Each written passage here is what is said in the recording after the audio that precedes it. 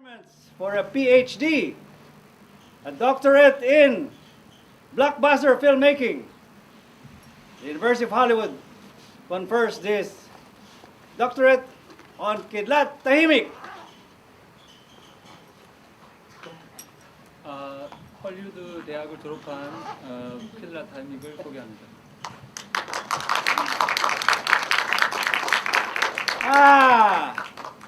Wow! After 20 years, going abroad to get my diploma, I can now go back to my village in Ifugao and start a blockbuster industry. 학위 따는데 20년 동안 고생을 해가지고 공부를 마쳐서 하는데 이제 집에 가서 이프가오 가서 집에 가서 대박 영화를 찍어서 돈을 벌 수 있을 것 같아요. After 20 years, I learned all the tricks while I was abroad. I know all the effects to make sure that the people will spend their money so we can make big blockbuster profits. 20년 동안 그 영화를 만드는 모든 방법들을 배웠고 뭐 특수효과도 배웠고 영화로 돈 버는 법을 배웠으니까 이제 새로운 모르겠구나. Not only has the University of Hollywood given me this summa cum laude doctorate,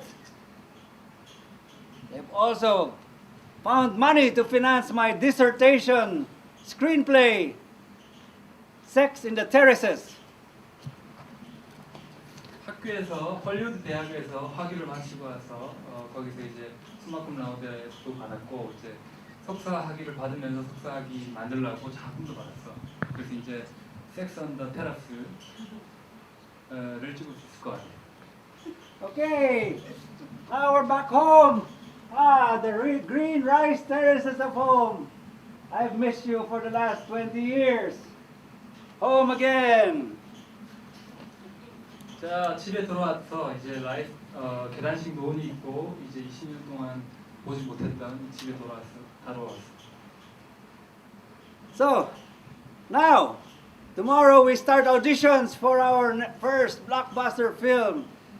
Maybe I will start with Rambo. Rambo in the terraces. 자, 내일부터 첫 번째 블록버스터 영화를 그 오디션을 시작해야 되겠는데 람보 인 더 테라스에 들어갈 출연한 람보 오디션을 봐야 될 것 같아요. Imagine helicopters going up and all the gunfire and our green terraces one by one turning red with Hollywood ketchup. 자, 여기 위에 헬리콥터가 날고 있다고 생각해봐. 여기 녹색 계단식 논이 헐리우드의 그 케찹으로 만든 피로 이제 온통 물들어 있는 그런 장면을 생각해봐. Mama, I'm back home. I offer this to you. 엄마 집에 왔어. 나 이 장학금 받은 거 보여주려고 해. Why are you so sad? After 20 years, your son is back. You don't have to work another day in the rice terraces of Ifugao. 엄마 이제 20년 동안 내가 공부해서 왔는데 왜 이렇게 슬퍼하는 거야? 이제 돈에 가서 돈 안 벌어도 돼. All we have to do now is get the people of our village. They can work as extras. They can work as carriers of heavy equipment. But we will do our film. We will give livelihoods. 자, 이제 마을에서 엑스트라도 쓰고 우리 이 마을에서 이제 사람들 불러서 일해서 영화 만들 수 있을 것 같아요. We'll make a film about Inabian, goddess of the wind. 우리 이제 바람 신인 이나비안에 대한 영화를 만들 수 있을 것 같아요. Mama, don't be sad. 엄마 슬퍼하지 마. I said that 20 years ago when I left Ifugao to study abroad. 내가 20년 전에 그 공부하러 외국에 나갈 때 이프가에서 공부를 나갈 때 말하지 않았어? I said I would make films about the engineering genius of our forefathers who built these great rice terraces. 3,000 years ago without a single cent of US aid? 내가 20년 전에 영화를 배우러 나간다고 나갔을 때 우리 조상들이 3,000년 전에 이 아무 미국 사람들 도움 없이 이 계단 신론을 만든 지혜에 대한 영화를 준다고 하지 않았어? I said I would make films about Inhabyan, the goddess of typhoons. 이나비안에 대한 태풍의 신 이나비안에 대한 영화를 만들 거고. But Mama, who will buy tickets for those films? Will any of you buy tickets for those films? 엄마, 근데 이 영화표는 누가 사주지? 그 관객들 중에서 이 영화표 사줄 사람 있나요? Mama, I have not lost my culture. I assure you, I still remember our cultural beat. 엄마, 하지만 나는 20년 동안 우리의 나의 문화를 잊지 않았어. 아직 그 리듬을 기억하고 있지.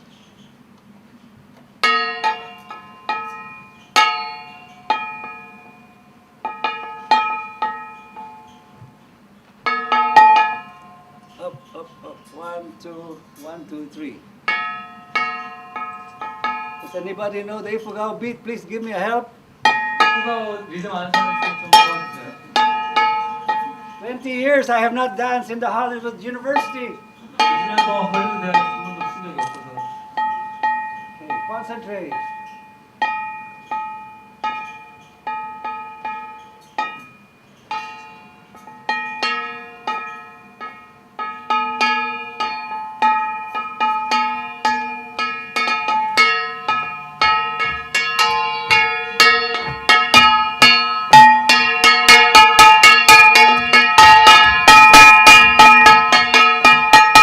Okay, it's coming back. 자, 돌아왔어. I'm remembering all those years I spent dancing with us people. 자, 이제 기억이 난다. Okay, so we don't have to do our blockbuster film. We don't have to do Sex in the Terraces. 자, 블록버스터 영화 만들 필요 없고 섹스 앤드 드레스 같은 거 찍을 필요 없어. Let's do our own indigenous films. 자, 우리의 원주민 우리의 영화를 만들자.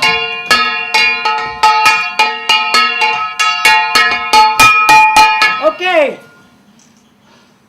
How did you tell stories before, Apo Nauyak? How did you tell stories before? 어떻게 이야기를 만들지? 이 영화 이야기 어떻게 만들지? You did not need the visual camera of Hollywood. You did not need the Ariflex of Germany. 영화 만드는 장비 필요 없나요? 아리플렉스나 독일 카메라 같은 거 장비 필요 없나요? So how did you tell your stories? 우리 이야기를 어떻게 만들죠? 장비 없이? You did it your own way. 방법이 없을까? You did it with your own local technology. 우리 갖고 있는 기술 가지고 어떻게 안 될까요? You did it with your own bamboo camera. 대나무 카메라로 어떻게 안 될까요? Okay. Please smile, you're on bamboo camera. Let's do it with our bamboo camera.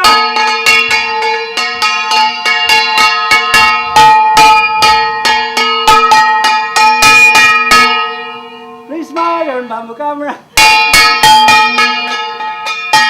Bamboo camera, madam. Smile, you're on bamboo camera. Okay, we'll do our own independent films. We'll do our own local Ifugao films.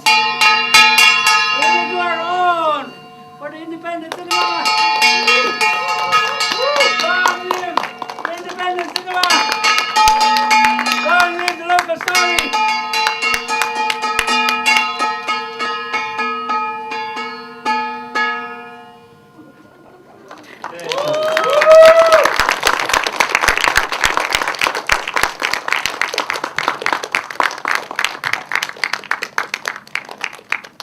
Long live to all the audience who stayed for the whole film.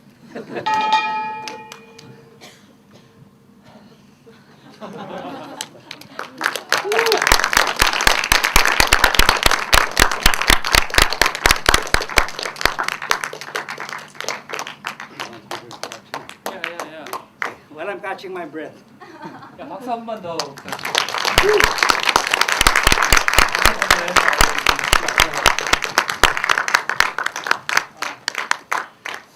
이거 좀 당혹스러운데요. 이게 저기 먼저 하신다는 말씀도 주셨고, 그리고 예 이게 아무튼 이렇게 흔치 않은 기회라서요. 예, 이런 기회를 갖게 돼서 좋은 것 같습니다. 예. 저는 허상범이라고 하는데요. 저는 필름 메이커고요. 그리고 이제 동남아시아를 현대 미술을, 시각 기술을 좋아하는 그런 사람입니다. 그래서 이번에 저한테 대단히 의미 있는 그리고 제 세계관을 형성하는데 되게 도움을 많이 받은 이제 주신 키들랏 타히믹을 소개를 하게 돼서 되게 대단히 기쁘게 생각합니다. 제가 원래 근데 제가 이거 전문 통역가도 아니고 해서 실수를 안 했으면 좋겠어요. 예. 잘 소개를 할지는 잘 모르겠습니다만, 예. 아무튼 신중하게. 원래 제가 PDF 파일을 파워포인트를 가지고 와서 이렇게 보면서 이렇게 하려고 했는데 상황이 이렇게 안 되게 됐어요. 그래서 이렇게 그냥 입으로 이렇게 이야기를 해야 될 것 같은데 이거 별 재미없는 얘기인데요. 그래도 키들랏 타히믹에 대한 어떤 알고 계신 분은 그렇게 많지 않을 거라고 생각이 들어서 제가 조금 간략하게 조금 이렇게 적어 왔거든요. 그래서 좀 소개를 좀 드리려고 합니다. 그리고 이제 제가 조금 소개한 다음에 같이 이렇게 이야기를 하고 이런 자리는 좋을 것 같거든요. So 외국분들도 있으니까 이제 중요한 것들은 이제 영어로 하겠습니다. So I'll introduce you with English. If it is very important, I will speak with English. So 키들랏 타히믹 is well known as like a symbolic figure in of the third world culture, and he is called as a pioneer of the Filipino modern cinema. He is not only just filmmaker; he is a visual artist. He do the performance like this.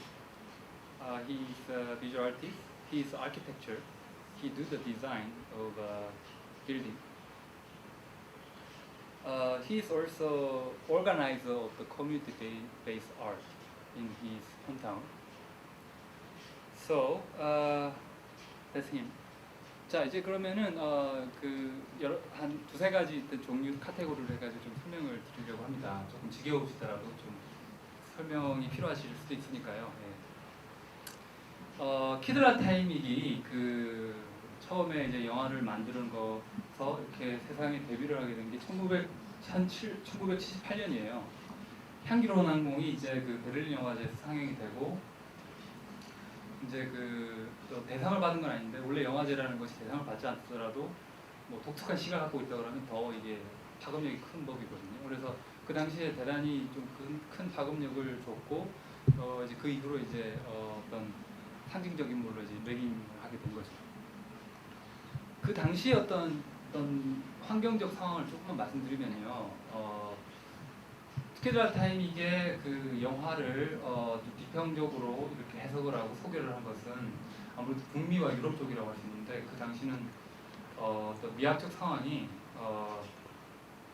이제 2차 세계대전 이후로 현대 미술이라고 하는 것은 어떤 낭만주의 어떤 순수한 미술성이 지배적인 시대였는데, 근데 70년대 후반에까지 이렇게 미술 작품들이 만들어지니까 현대 미술의 어떤 순수 미술 그리고 낭만주의 미술의 어떤 새로운 미학적 소재가 고갈되었던 그런 상황이었다고 생각합니다. 그래서 그 당시에 어떤 미학적으로 대안적 형태로 페미니즘 아티스트하고 제3세계의 영상 작가들이 어떤 새로운 미학적 대안으로서 이렇게 활발하게 소개가 되었던 그런 시기였다고 저는 생각합니다.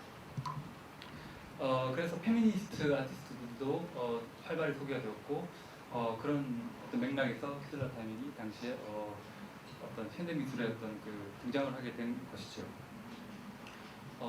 영화사적으로 보자면 또한 또 필리핀에 대한 필리핀 지역과 감독이 영화를 찍어서 소개가 된 적은 거의 없었거든요. 그 당시에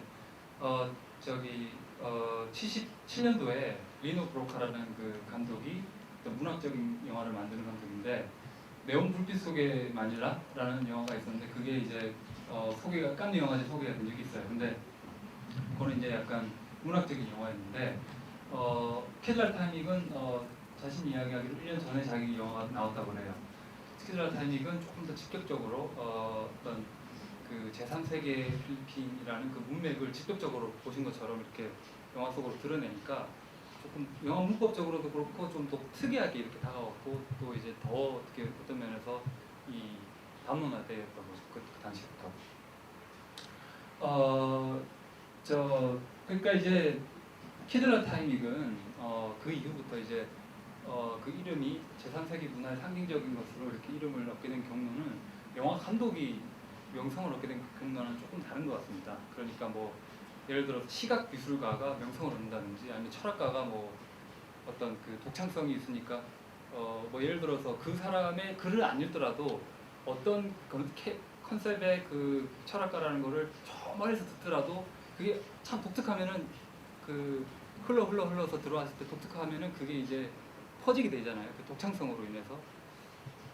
그렇지 않습니까? 그래서 아마도 키들랏은 그런 어떤 경로이지 영화 감독이라는 전통적인 경로로 유명해진 것보다는 시각미술가로서 그런 경로로 유명해진 것 같습니다. 그 키들랏은 어떤 의미에서는 학술적인 연구 어떤 사료로서 많이 90년대부터 80년대부터 이렇게 소개가 되기 시작했는데요. 대표적으로 이제 두 사람의 어떤 연구자의 그 이야기를 조금만 하자면 그 프레드릭 제임슨이라고 미국의 문학 비평가가 있어요. 그 사람은 이제 좌파적 성향의 어떤 문학 비평가인데 그 사람은 대단히 무슨 포스트 모더니즘이라는 책은 그 대학교의 필수 교양 교재로 쓸 정도로 대단히 좋은 유명하다고 하긴 좀 그렇고 아무튼 뛰어난 그 연구자인데 그 사람이 쓴 지정학적 미학, 지오폴리티컬 에스테틱스라는 논문이 있는데 거기서는 68년 이후의 자본주의 체제를 이제 그 영화들로 설명을 했는데 그 장미 꼬다르를 어떤 이 세계 체제 내부의 문제를 풀이하는 어떤 영화적 텍스트로서 이렇게 그 분석을 했고요. 그다음에 키들랏 타히믹의 영화는 어떤 세계 체제라는 그 카테고리 밖에서 어떤 세계의 체제의 문제를 이해할 수 있는 어떤 그런 식으로 분석을 한 겁니다. 그리고 또 대표적인 그 학자로는 크리스토퍼 파비색이라고 최근에 쓰여진 책인데요. 시네마 앤 이츠 퓨처스라는 유토피아 오브 필름이라는 책이 있는데 부제가 시네마 앤 이츠 퓨처스 인 고달, 클루게 앤 타이밍 이라는 책이 있어요.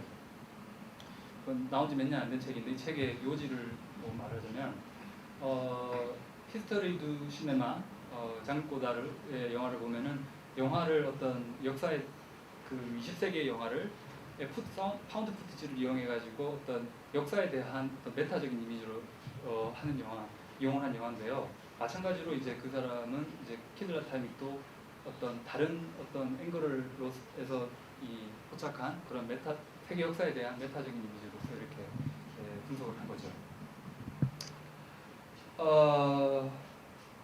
네, 그리고 이제 대표적인 그 어떤 경력만 말씀드리자면요.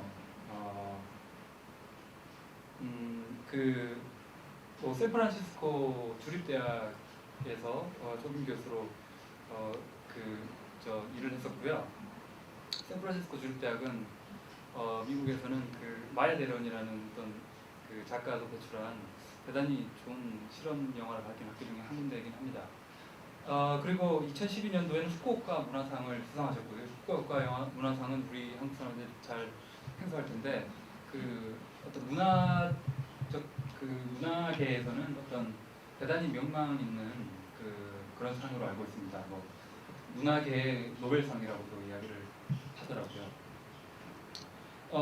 그리고 이제 말씀드렸다시피 이 영화제도 그렇지만 어떤 학술적으로 이렇게 연구가 되었는데 박물관이나 어떤 대학교 같은 학술 단체에서 매년 한두 차례는 그 해고전이 일어나고 있습니다. 그러니까 제가 그냥 알고 있는 것만 말씀드리자면 안톨로지 필름 아카이브, 그다음에 하버드 필름 아카이브, 그다음에 버클리 박물관에 소속된 퍼시픽 필름 아카이브, 그리고 베네스 비엔날레에서 해고전을 가졌죠.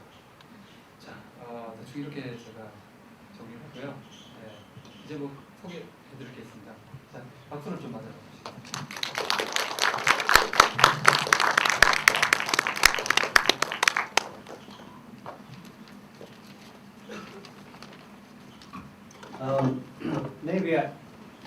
Maybe I can give a little background also to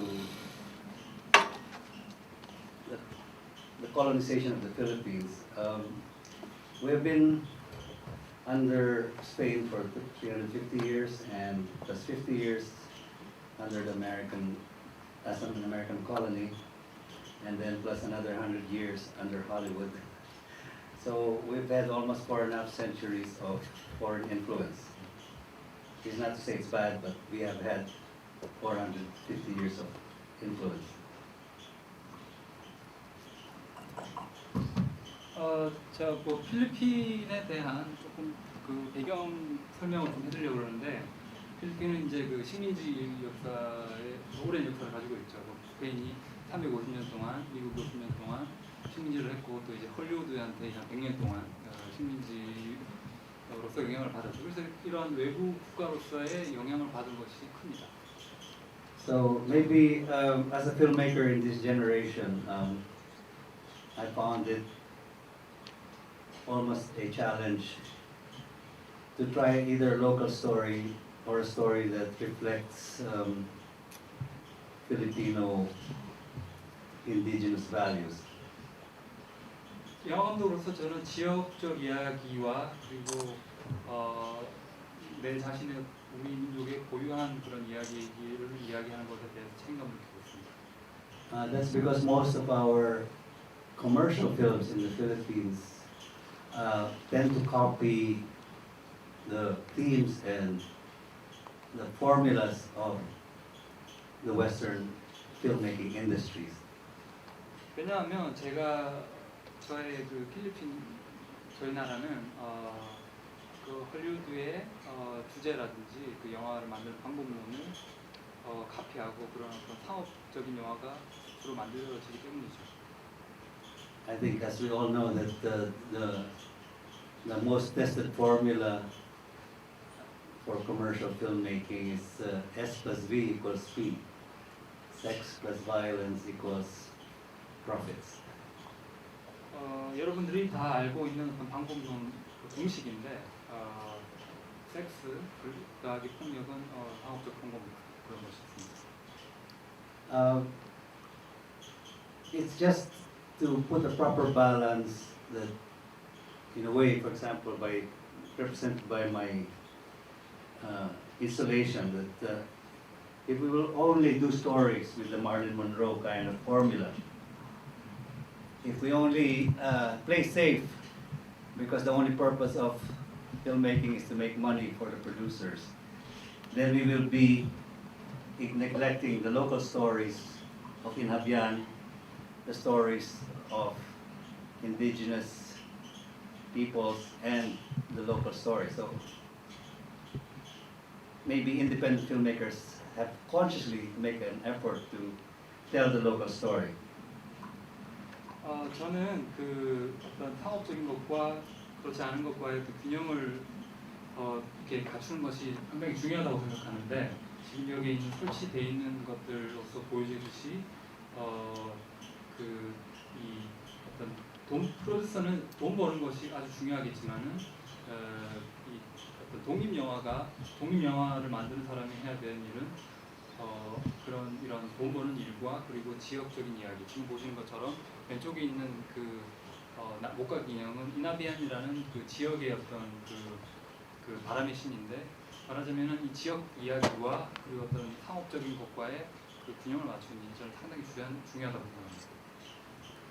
In a way, maybe this layers and upon layers of colonization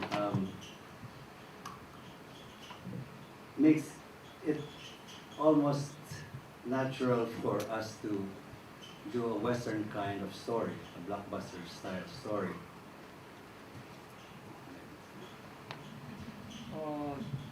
우리한테 저처럼 이제 시민화되어 있는 역사를 갖고 있는 사람한테는 서구의 어떤 이런 그 영화를 만드는 이야기의 공식으로서 이야기를 만들고자 하는 것이 상당히 자연스러운 일이죠. That's why in my performance I wore a toga, a graduation toga, which represents sometimes the schools of mass communication that teach our new directors in the Philippines are often teaching a Western style of filmmaking at the universities. So my graduation toga.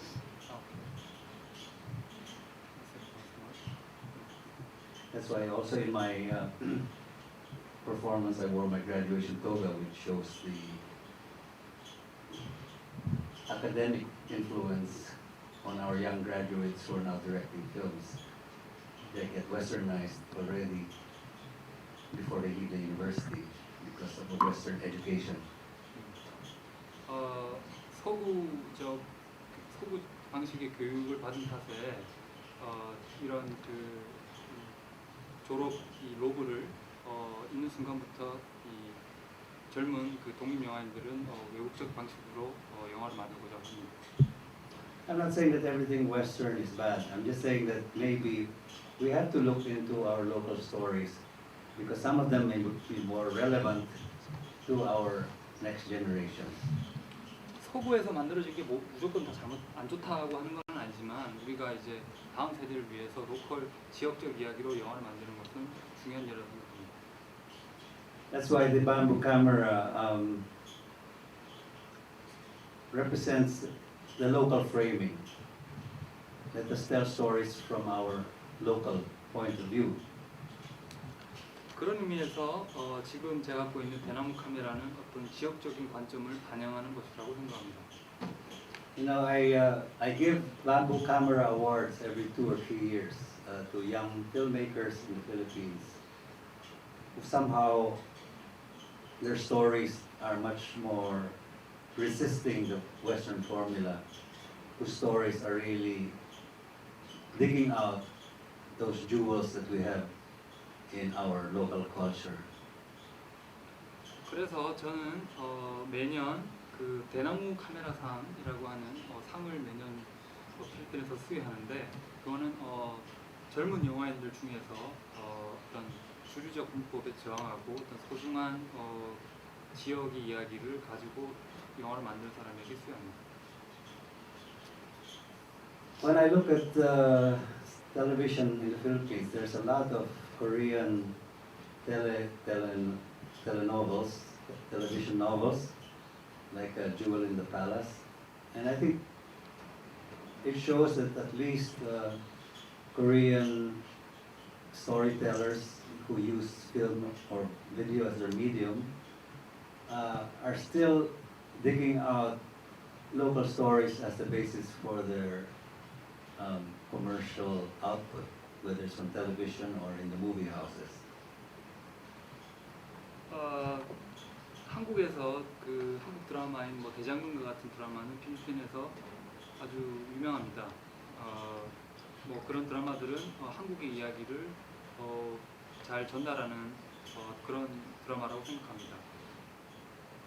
Until recently, the film industry was always doing copies of blockbusters abroad, whether it's gangster films or sex and violence films. They would watch a Hollywood film and just use local actors. But recently, there's been a big movement called Cinemalaya. Malaya means free cinema, independent cinema, and a lot of young filmmakers are now, I think, telling more relevant stories. And they're also digging out, maybe one day we will also have our own Jewel in the Palace, Filipino film that will be televised on Korean television. 우리 필리핀의 영화 산업은 일반적으로 미국의 갱스터 영화나 어떤 폭력적인 영화들을 카피하는 경향이 있습니다. 단지 지역에 있는 배우나 스태프들을 가지고 영화를 찍는 건 아닐까 할 정도죠. 시네말라야라고 하는 그런 영화제가 있습니다. 필리핀에. 그거는 이제 시네말라야는 그 자유를 뜻하니까 자유 영화라는 말인데, 뭐 이러한 그 수단을 통해서 배출된 영화 감독들을 통해서 언젠가는 대장금 같은 드라마가 만들어지지 않을까 생각합니다. It's not an either or, you know. It's not that everybody should do only the local story, but I think for the first 50 years of Philippine cinema, we were ignoring those local stories. 모든 사람이 지역 이야기를 가지고 영화를 만들어야 된다는 아닌데, 필리핀에서는 영화의 처음 역사 중에 50년간은 이런 것들을 너무 잃어버렸습니다. It's not necessarily the fault of the filmmakers, but if the producer tells you to do a film with 10 rape scenes in the first 10 minutes of the film, then I think when that's the only way, only guide for what films are produced, there are many things we lose in our old culture because they are not shown on film. 뭐 이러한 그 현상이 영화 감독이 영화를 만드는 사람들 모두가 잘못해서 그런 것보다는 프로듀서가 역할이 더 큰데 뭐 처음에 별장면은 성적인 장면을 넣으라고 하든지 돈을 벌어야 하니까, 그렇기 때문에 어떤 옛 문화에 대한 이야기가 영화에서 보여줄 기회를 잃어버리는 것이죠. So I'm happy to say that when I saw the last Cinemalaya festival, the Festival of Independent Films, at least 30% of the films were now really tackling the local issues that need attention and telling old stories that have never been told before from our local tribes. 하지만 제가 기쁘게 생각하는 거는 얼마 전에 제가 보고 온 그 자유영화제 시네말라야에서는 30% 정도 되는 영화들은 전부 다 이렇게 상업적인 영화들만 있는 것이 아니라 어떤 지역과 옛 이야기로서 그런 일반화된 그런 제작 방식의 딴지를 거는 그런 영화들이 만들어졌다고 생각합니다. Okay, before we open the floor to questions, I'd just like to mention, for those of you who were here yesterday and saw my film, it's called Memories of Overdevelopment. It's a film that took 33 years to finish. Now that's very anti-formula. Most producers want you to finish a film in 6 months so that they can get their 500% return on investment quickly. 여러분과의 그 Q&A를 가지기 전에 조금만 더 추가 설명을 하자면, 어제 오신 분들이 있는지 모르겠는데 Memories of Development, 그러니까 과도한 개발의 기억이라는 영화가 있습니다. 그거는 이제 제가 33년 동안 만들어가지고 최근에 이제 완성을 한 그런 영화인데, 말하자면은 이제 요즘에는 그 산업적 규모의 영화는 6달 만에 그 영화를 만들어서 완성을 시킨다든가, 그래서 제작비를 회수해야 된다든가 그런 문제가 있지 않습니까? 그런 면에서 아주 반공식적인 영화죠. Why did it take me 33 years to finish a film? I don't think I'm trying to get into the Guinness Book of Records, and I don't think it was all just a question of not having enough money at any period of the production. I think it was a process that a film had to find its own ending. I don't usually work with a script. I don't write a script, so my roadmap is very much feeling my way. And maybe if it means opening up 33 years, so be it. I'm not in a hurry. 왜 그렇게 33년이나 걸렸을까요? 뭐 저는 그렇게 오래 걸려서 찍은 게 기네스북에 오르기 위한 것은 아닌데, 말하자면은 저는 모든 각 영화들은 각기 독특한 어떤 엔딩을 마무리를 가져야 한다고 생각합니다. 저는 이제 모든 영화들을 대본도 없이 찍고요. 그리고 이제 그렇게 서두르지 않고 저 혼자만의 고유한 그런 어떤 과정과 엔딩을 가지려고 했던 거죠. So Perfume Nightmare, my first film, which was done in 1977, finished in 1977, and my last film, and most of the works I've done are made without a script. But somehow, I won't prescribe this to other filmmakers to do it that way, but it worked with me, and I think it proves that the process is as important as the usual structure that is prescribed on filmmakers. You know, you have a budget, you have a timetable, you have to produce it, you have a play date, and then the rest is getting your profits. In spite of that, I can take my time, and it's a process that maybe should be understood by people who want to understand truly independent cinema. 제가 처음 만들었던 향기로운 악몽과 같은 영화는 거의 대본이 없이 찍혀졌죠. 다른 사람이 저처럼 그렇게 영화를 찍어라는 것은 아닙니다. 저는 된다는 거죠. 그러니까 저는 영화를 만드는 과정이 아주 중요한데 이제 과정이 이제 어떤 구조를 보여주는 거죠. 만약에 영화를 찍는 사람이 상당히 많은 돈을 들여서 돈을 회수해야 되고 그리고 어떤 스케줄에 맞춰야 되고 그래가지고 제작비도 했어야 되고 그러면 이렇게 할 수 없겠지만 이제 저는 그런 거 없기 때문에 이렇게 할 수 있는 거죠. 그래서 이러한 그 과정을 이해할 수 있는 사람은 제 영화를 제대로 만끽할 수 있는 사람이라고 생각합니다.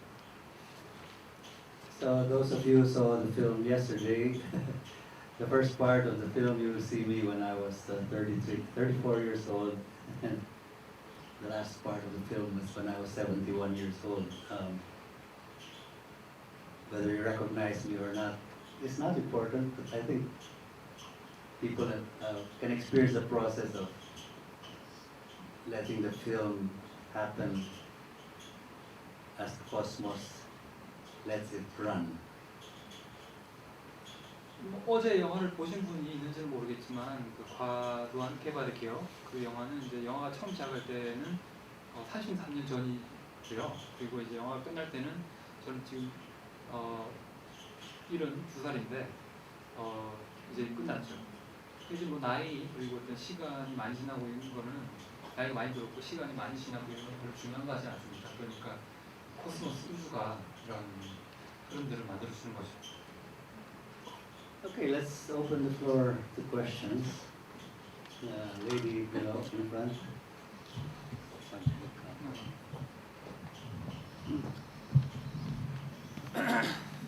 네, 어저께 장시간에 걸친 영화 잘 봤습니다. 오늘 이렇게 만나게 될 줄 몰랐는데 우연인데 저는 제가 질문 드리고 싶은 것은 그게 아주 정말 34년 동안 찍어오신 모든 기록이나 들어있는데 제가 궁금한 것은 어디까지가 다큐멘터리이고 어디까지가 실제로 드라마처럼 물론 대본은 없으셨다고 하지만은 연출된 부분인지 참 궁금했어요. 그래서 제 생각으로는 마젤란이나 그 서양인들이 나오는 부분은 아마 연기라고 생각이 되지만은 또 그런 어떤 캐스팅을 할 수 있는 그런 게 좀 어려우셨을 것 같아요. 그래서 기록 영화인지 서양에 남아있던 기록 영화를 제공받으셔서 이렇게 좀 히스토리컬한 드라마 같이 재구성하신 것인지 또 필리핀에 있는 그런 어떤 원주민이나 소수민족 같은 사람들은 다큐 같기도 하고요. 그래서 그게 정말 어저께 보면서 좀 혼란스러웠는데 그걸 좀 하나 여쭤보고 싶고요. 또 한 가지는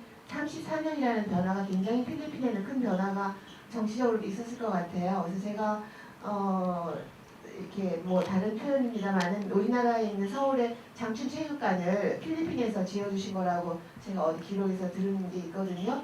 그때 아마 영화를 만드실 처음에는 그 정도로 부강한 나라였고 필리핀이 저희한테 이렇게 원조를 해줄 정도의 나라였는데 34년이 경과하면서는 영화 환경이나 이런 게 많이 변화했을 것 같아요. 그래서 그런 어려움이나 그런 거를 좀 들어보고 싶어요. 어떤 지금 현상에 대해서. 네.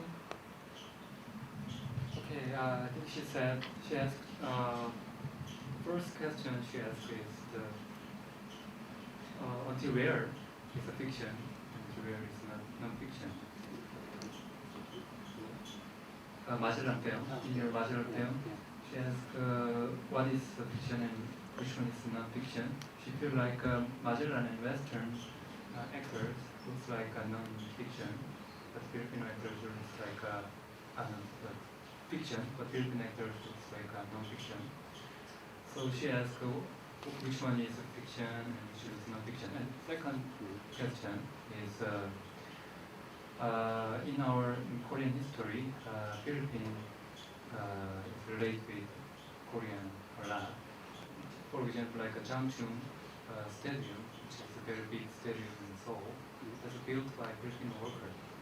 And at the time, 33 years old, Filipino was a lot richer than Korea. And she also wants to listen what is the biggest change in 33 years. First time you make and 63 years later, the time that you finish the film. Okay. The first part of the question.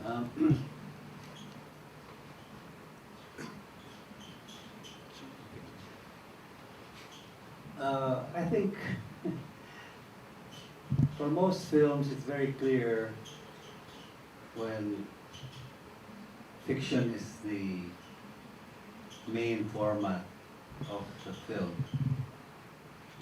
In my case, maybe because it takes 33 years, that gets blurred. It is not so clear anymore.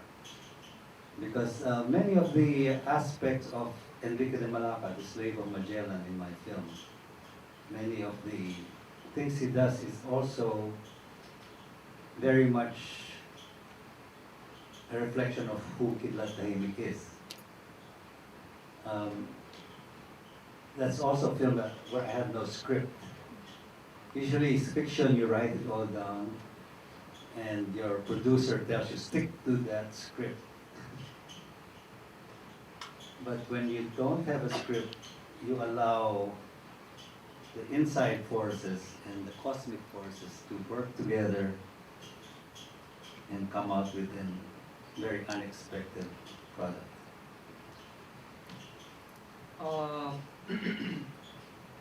대부분의 영화 같은 경우에는 허구가 뭐고 실사가 뭔지가 명확하죠.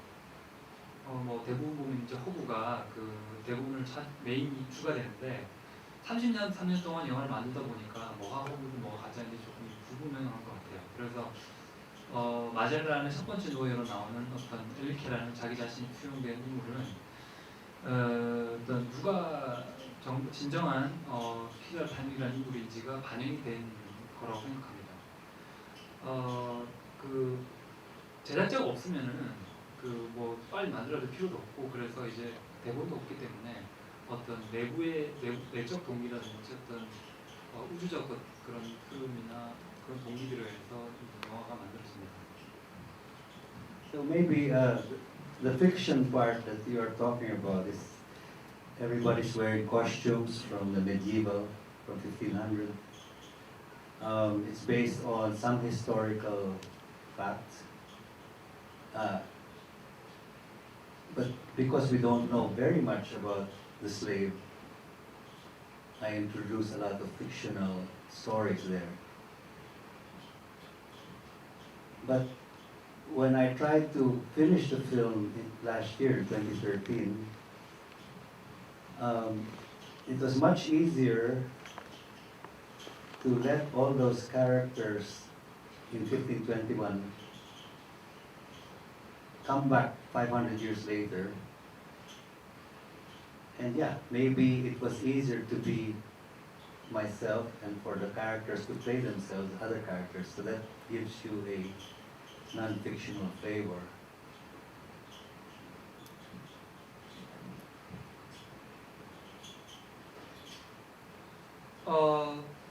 뭐 허구, 그러니까 허구 영화처럼 느끼게 하는 거는 이제 의상을 보면서 그렇게 많이 느끼실 것 같은데, 뭐 중세 시대 때 의상을 보면 뭐 그렇게 느끼시죠. 이 마젤란과 관련된 사실들은 이제 역사적인 사실들이 많이 있어서 그게 이제 1521년에 그 500년 전의 이야기라고 하더라도 그것을 다시 보여주는 거는 그렇게 어렵지 않습니다. 근데 노예에 대한 건 사람들이 잘 모르잖아요. 그래서 이제 노예에 대한 이야기는 자기가 이제 허구적으로 다 썼다고 그래요. the second question was the second question? She asked what was the biggest social change from 1933 years ago Social change and now. in the Philippines? 네. Well, 33 years ago, yeah, that was about the time of martial law. And now we have a relatively more democratic and democracy at the moment. That affects, of course, the social conditions. But I think not much has changed, and I think film has a lot to, movies have a lot to do with this.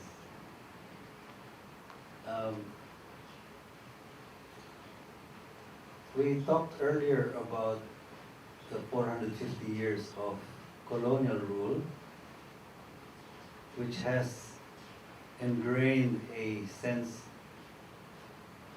the institutionalization of exploitation. There are many laws that try to protect laborers, for example, from exploitation, but it is not yet practiced totally. So I don't know if those Filipino laborers who came to build your Olympic Stadium, were they protected by Korean labor laws? Were they required to have minimum wages like Korean laborers? Because I'm sure that the martial law regime in the Philippines would have probably just been happy to send them to find jobs, but not really protect them as laborers. So the exploitation continues, even if the laborers are happy that they were able to get a job and bring home some money. So I can't say there was real change 33 years ago to today. So martial law is protecting. Not martial law was Marcos time, the dictatorship. I don't think they really protected the exploited laborers. 33년 전에는 그러니까 마르코스가 집권하던 그런 필리핀 독재자였던 마르코스 독재자는 마샬법이 그 집권 이 지배라도 그런 시대였습니다. 지금 이제 33년이 지나가지고 이제 민주화가 많이 되었고 그리고 이제 사회적 조건들이 많이 변화했는데 450년 동안 식민지 시대를 겪으면서 어떤 착취라는 것이 좀 제도화되었고 그러면서 이렇게 묵어있던 그런 구조라는 것은 뭐 크게 많이 변하지 않은 것 같습니다. 뭐 한국에서 그 올림픽 스타디움을 지었던 그 장충 체육관을 지었던 사람들이 어떻게 이제 노동법에 대해서로 보호를 받았는지는 모르겠습니다.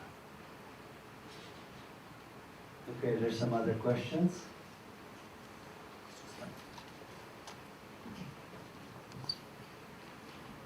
Okay, there's a gentleman over there. Ah, there. Okay. Okay, go ahead. Okay. The next.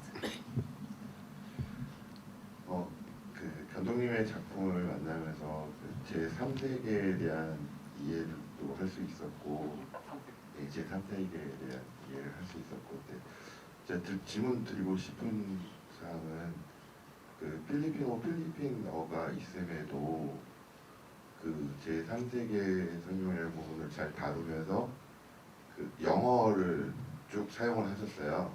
그 미국이라든가 제1세계. 근데 저는 이제 처음에는 좀 우려도 있었거든요. 이제 만약 그 긴 러닝 타임을 만약에 이제 필리핀어나 이런 거로 들었어야 되면은 좀 많은 어려움도 있었을 텐데 이제 주로 사용하시는 그 그 언어가 이제 제3세계가 아닌 그런 부분은 어떻게 더 많이 알리시려고 이렇게 의도하신 건지 여쭙고 싶습니다. 그러니까 영어를 네, 영화에서 쓴 게 의도적으로 의도적으로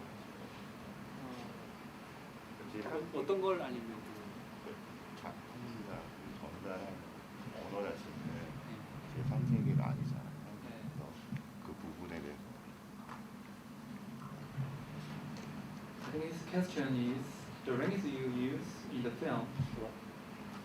He was expected, and he was appreciated your film and to understanding better what is the third word. But he's a little bit curious because the language that used in your film is not third world language, it's not Filipino language, but it's English. He's asking if it was very intentional. Okay. I think sometimes there is a misconception that for a film to be indigenous, it should be in the local language. This happened, this is my second film. I was living in Germany at that time, and I think the third wordness is not so much in the language or even the location. Maybe it's just about the way we make our rockets. When I saw the film today, I haven't seen it in a long time. I said maybe that's also a statement about Hollywood production, which is when he talks about 420,000 NASA technicians, and there you see this one man making his bathtub and developing his own technology of onions. Maybe that is a metaphor of how makeshift, how we improvise in the third world much more than in America and maybe even already in Korea. All the relationships are economically spelled out. No? You work on this level, you work on that level, and then we make a machine of 420,000 people, and we will send the first Korean to the moon. So I think that's the film itself was letting me reflect on the process.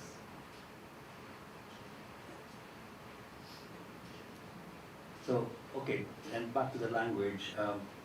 It was not. I think it was the easiest language for me to tell that story. I think in the film yesterday, Memories of Overdevelopment, the parts that took place in the West are mainly in that language, but it's as we go into the second half of the film, we go into Taglish, which is Tagalog English, and sometimes people just speak straight Tagalog. 제3세계가 지역적 언어를 써야 된다는 것은 일종의 좀 오해로서 받아들여지는 것 같은데, 제3세계라는 것이 상징적인 것은 언어적으로 상징적인 건 아닐 것 같고, 말하자면 그 이제 처한 상황인 것 같은데, 그게 영화를 보셨듯이 로켓을 저런 말도 안 되는 방법으로 만들어 올리는 것처럼 어떤 그런 방법론이 말하자면은 제3세계의 처한 상황을 은유적으로 보여주는 것 같습니다. 헐리우드의 어떤 제작 방식이 그 나사가 이렇게 제대로 이렇게 로켓을 올리는 것이 이제 은유적인 흠이라면, 이제 제3세계는 이제 제 혼자서 이렇게 끌고 와가지고 로켓을 올리는 것이 어떤 은유적으로 이제 보여지는 거라고 생각합니다. 영어를 쓴 거는 그냥 영어가 제일 쉬운 언어니까 그런 거고, 과도한 개발 기업은 처음에는 이제 그 서구인들이 쓰는 거는 영어인데, 나중에 이제 그 후반부로 보면 이제 쌀그리시라고 필리핀식 영어를 쓰거나 아니면 필리핀 말을 쓰게 돼요. I think when we talk about process, I think it's also an attitude which is maybe stronger the third word. You will cross the finish line when the time comes to cross the finish line. So I always like to give this example. For example, you're doing a cross-country trip, let's say East Coast to the West Coast, let's say in America. You can either plan it so that you have a full tank, you have a credit card, you have two reserve gas tanks in your car, and you have a map and you want to take the shortest route, and therefore you can cross easily in 2 weeks maybe. You can do that trip. Whereas I often start with just, I call it a cup of gasoline. I fill my car with a cup of gasoline and I drive up to where it runs out. I stop there, beg, steal or borrow the next cup of gasoline, and I keep going, maybe back and forth, and maybe it takes me 2 years to get from East Coast to West Coast. The accomplishment is the same. You got to your destination, you crossed the finish line, but the process is probably not the most efficient process, quickly getting across. But maybe your organic process is much more fulfilling to your creative process. 제가 마지막으로 좀 이제 예를 들어서 좀 말씀을 드릴 게 있는데, 예를 들어서 그 대륙 횡단을 할 때 말입니다. 미국 같은 경우에 이제 동부에서 서부는 상당히 이렇게 큰데, 만약에 거기를 차로 이렇게 대륙 횡단을 한다고 치면은 기름통을 완전히 채워가지고, 그리고 뭐 지도도 가지고 그 신용카드도 들고 이렇게 가겠죠. 그러면은 한 2주 만에 그 대륙 횡단을 할 수 있을 텐데, 그런 것을 이제 주류적인 영화 제작 방식으로 이렇게 비교를 하자면 저는 이제 조금 다른데, 그 한 컵의 기름을 가지고 그 대륙 횡단을 시작하는 사람이라고 생각합니다. 그래서 이제 한 컵의 기름을 넣어가지고 조금 가다가 차가 서겠죠. 그러면 그 자리에서 그 지나가는 사람한테 기름을 빌린다든지 그렇게 해서 다시 시간이 지난 다음에 출발을 하고 그렇게 이리저리 이렇게 다니다가 예를 들어서 한 2년 정도 시간이 지나서 이렇게 대륙 횡단을 할 텐데, 그럼 이제 효율적으로 그 대륙 횡단을 하는 것과는 완전 거리가 멀죠. 하지만 어떤 보다 유기적이고 그리고 좀 저한테 맞는 그런 제작 방식이라고 생각합니다. Very often, other day I told the audience in the Philippines, I said, I'm going to show you a film, but please don't expect a movie. I'm just a storyteller who happens to use film for telling my story. Because the word movie already brings an expectation of the efficient story. Very clear and quickly done. So in a way, if it took me 33 years to tell my story, that's my problem. What's the problem? Well, I mean, it's not maybe because I could have made 33 films instead of one film. 네, 때때로 이제 저는 이제 필리핀의 관객들한테 이렇게 이야기하는데, 내 영화를 보면서 이제 영화를 본다는 기대하지 마라, 이렇게 이야기를 합니다. 왜냐하면 저는 이제 제 스스로가 이야기꾼으로라고 생각하고, 내 이야기를 하면은 그걸 족한 거지 딱히 영화를 보여준다는 생각을 안 하기 때문입니다. 영화라는 어떤 단어적 의미에는 어떤 효율적으로 이야기를 전달하는 그런 의미가 내포되어 있다고 생각합니다. 그런 의미에서 저는 33년이라 영화 한 편을 완성했기 때문에 그렇게 좋은 감독은 아니라고 생각합니다. 농담입니다. Any more questions?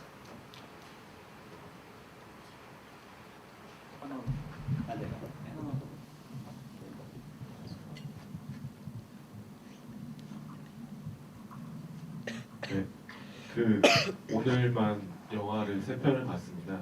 투룸바하고 향기 어린 악몽, 그리고 누가 요요를 만들었나, 이렇게 3편을 봤는데 3편에 공통적으로 나오는 부분이 이제 종교에 관한 건데요. 그 종교 중에서도 이제 한국에서는 보통 카톨릭을 믿어도 이렇게 뭐 예수가 좀 더 중점적으로 나오는데 이 영화 세 편에서는 다 성모 마리아가 되게 중점적으로 부각이 되더라고요. 그래서 감독님께 이제 그 성모 마리아나 종교가 가지는 의미가 좀 알고 싶고요. 그다음에 영화에 이제 두 편에 나오는데 로켓하고 양파가 어떤 뭐 의미하는 게 있는지 뭐 그런 거 알고 싶습니다.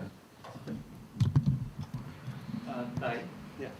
You watched the three film today. You watched the Trumba, it's Purple Nightmare. You watched Yo-Yo film today. So what he interested in of your film is, he discovered is, from the three of the film, religion and Catholic were part of the film, or center of the film. So in Korea, Jesus Christ is very important, but from your film, Maria was appearing on film. So he was asking what is the meaning of the religion for you, and also meaning of the rocket, meaning of the onion.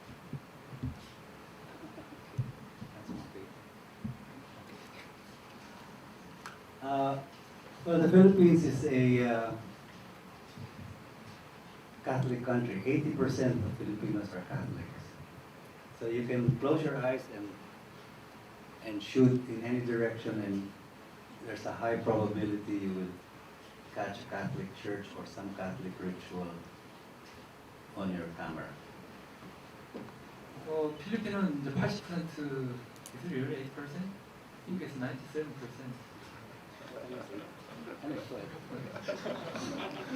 죄송합니다. 말씀드려서 필리핀은 이제 80%가 넘는 사람이 이제 카톨릭인데 이제 대부분 이제 카톨릭이죠. 그래서 눈 감고 대충 그냥 돌 던져서 이렇게 뭐 맞은 사람 물어보면 다 카톨릭 사람이고 교회 어딜 가도 성당 다 있고 뭐 그렇다고. That's why I'm wondering why the Pope came here before he came to the Philippines. 그래서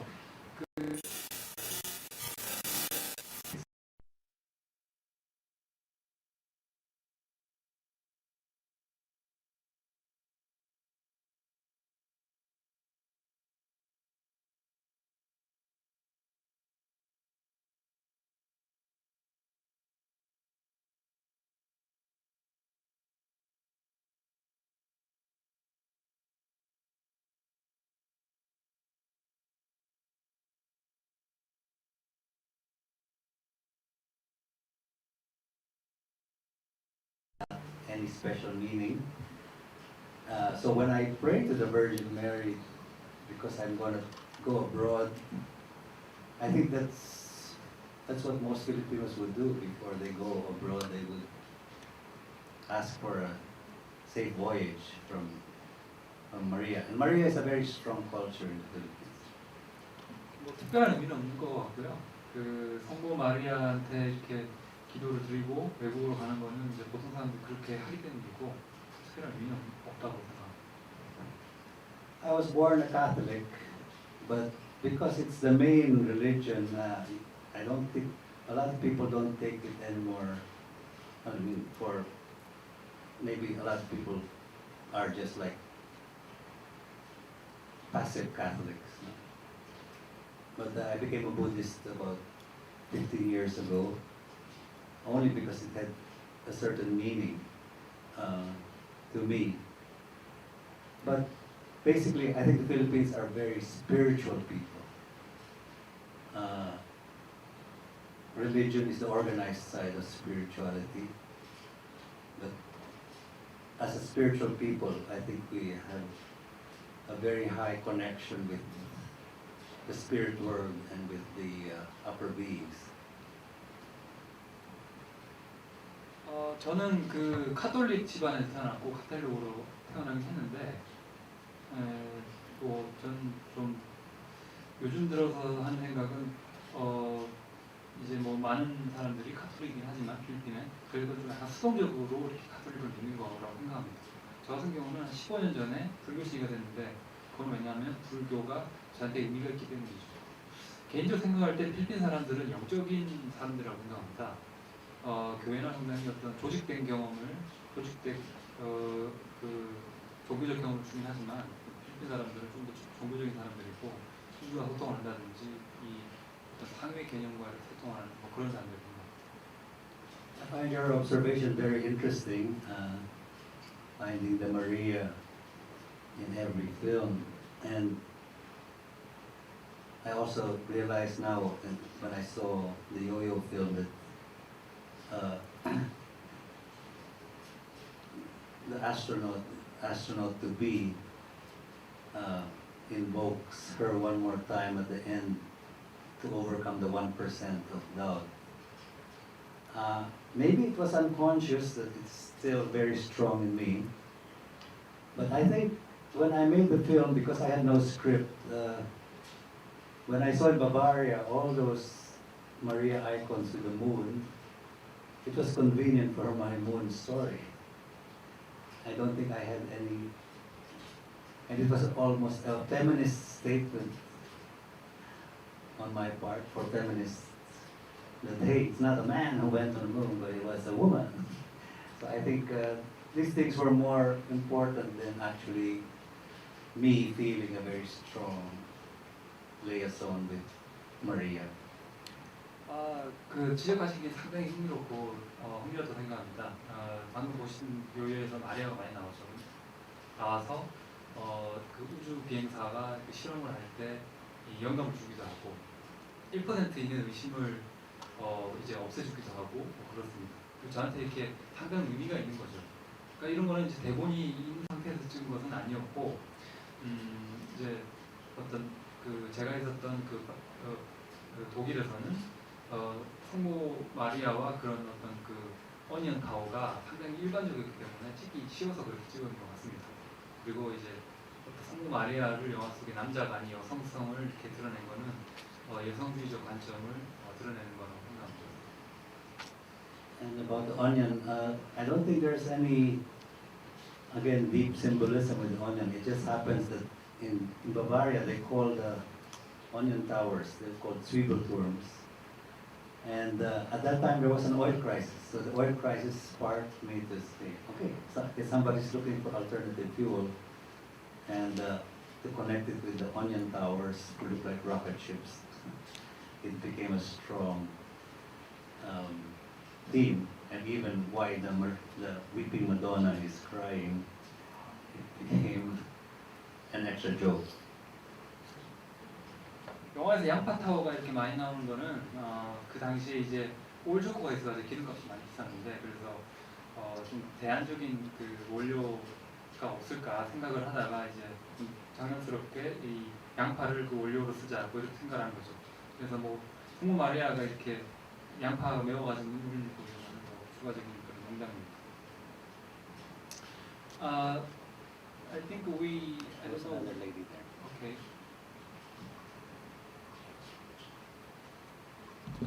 오랫동안 영화 작업을 하시는 과정 중에서 생계를 위해서 하셨던 일이 혹시 있나요? 어떤 일 하셨나요? That's a good question. I know the answer, but I will not tell that. She asked, you worked for 33 years for this film.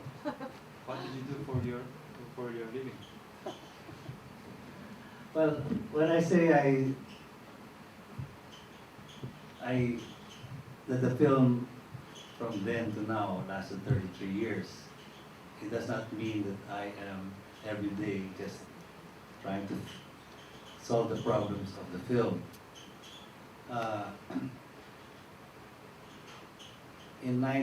I started the film about 1980, and then about 1988 I decided to shelve the film because my sons were growing up.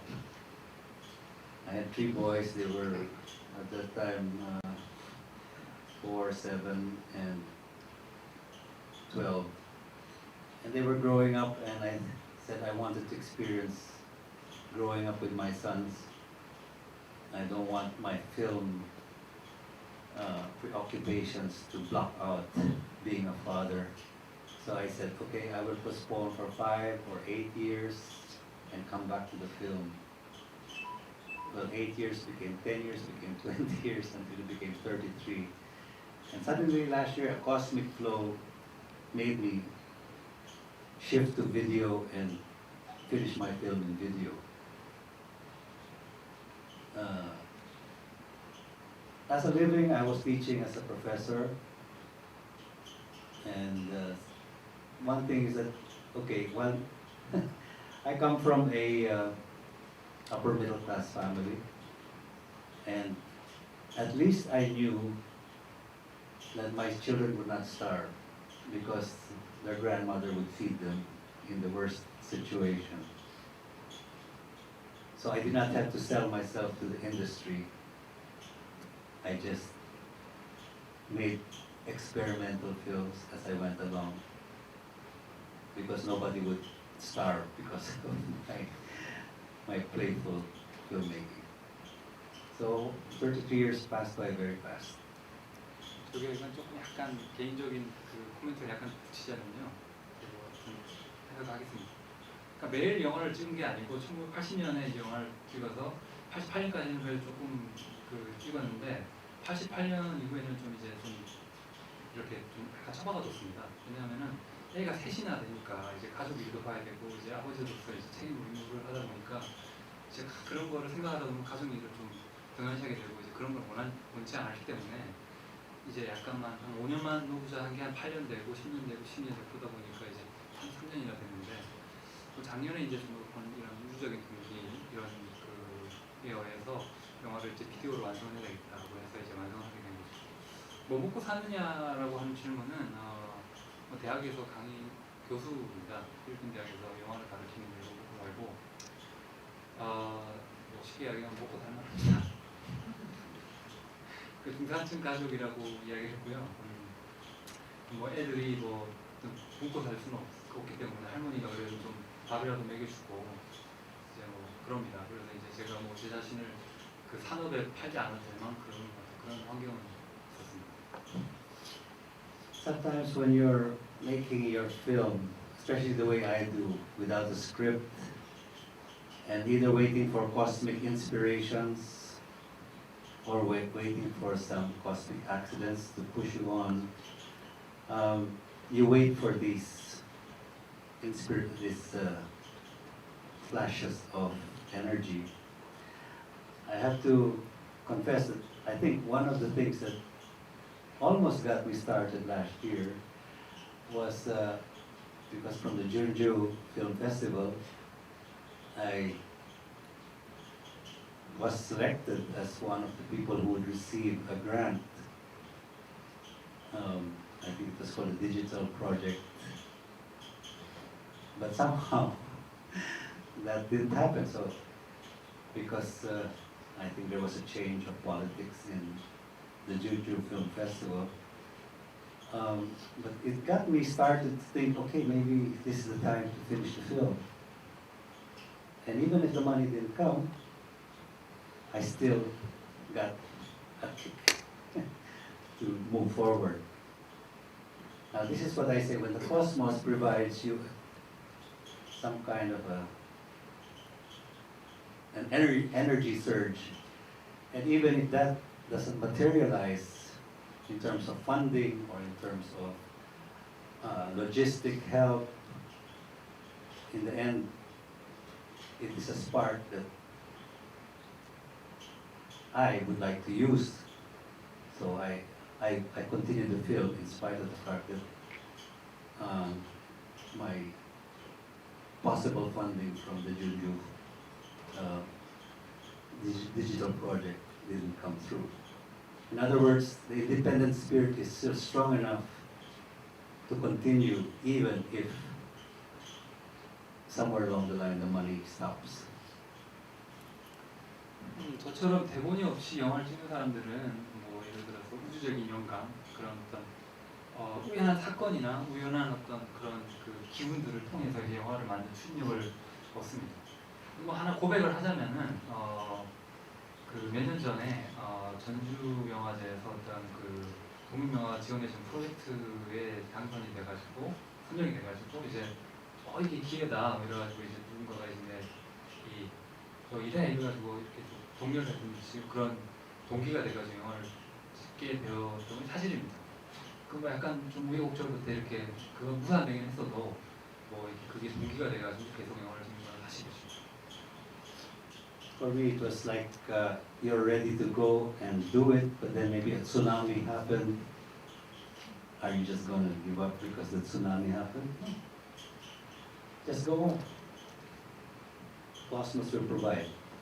뭔가 동기에 의해서 일을 시작하게 됐는데 뭐 이후에 뭐 쓰나미 해일이 와가지고 뭔가 다 없어졌어. 그러면은 시작했는데 그만둘 거예요? 그건 아니죠. 왜냐하면 그 동기에 의해서 시작을 했으니까 이제 끝장을 봐야 되는 거죠. So maybe I'm sorry.